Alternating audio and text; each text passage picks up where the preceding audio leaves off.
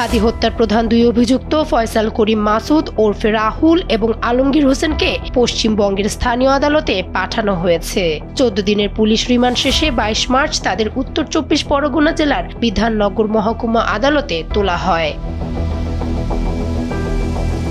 এই সময় সাংবাদিকরা ফয়সালকে হাদি হত্যার বিষয়ে প্রশ্ন করলে তিনি জানান তিনি এই কাজ করেননি, এ ধরনের কোনো কাজের সঙ্গে তিনি ছিলেন না। তাকে এই ঘটনায় ফাঁসানো হয়েছে কিনা এমন প্রশ্ন করা হলেও তারও জবাব দেননি তিনি।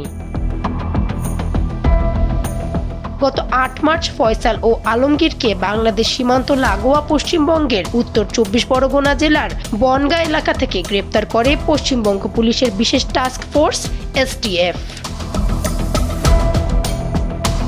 2025 সালের 12 ডিসেম্বর ঢাকার পল্টন এলাকায় মোটরসাইকেলে আসা হেলমেট পরিহিত দুর্বৃত্তরা ইনকিলাব মঞ্চের মুখপাত্র হাদিকে গুলি করে এবং এতে তিনি গুরুতর আহত হন। 18 ডিসেম্বর রাত 9:30টায় সিঙ্গাপুরে চিকিৎসাধীন অবস্থায় তিনি মৃত্যুবরণ করেন। ডেস্ক রিপোর্ট, সময়ের আলো।